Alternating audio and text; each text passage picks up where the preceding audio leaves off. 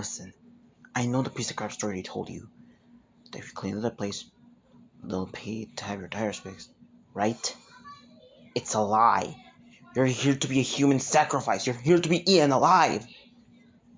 This town has a dark history.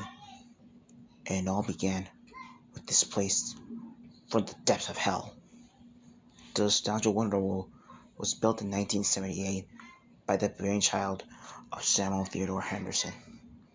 If the name sounds familiar to you, it should. He was one of the most sadistic psychopaths in his time.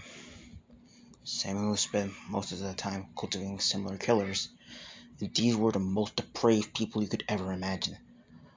Often, Samuel and his group would whisk unsuspecting people to the Sega's playpen. Once inside, the families would be treated to a birthday cake and a private show by the Sonic Hedgehog himself. The shows will always end the same way. After numerous missing people reports and suspicious smoke coming from the Wonderworld, the law felt it was time to investigate. Samuel and his crew refused to be taken alive.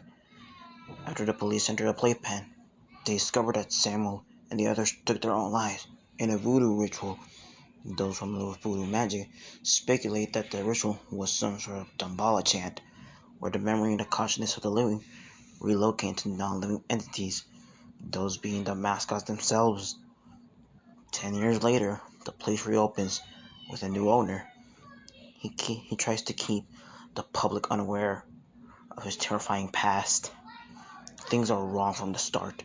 There's reports that the mascots move on their own.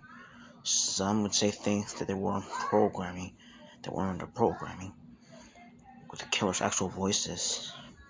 They can alter between mascot voices and the actual people's voices.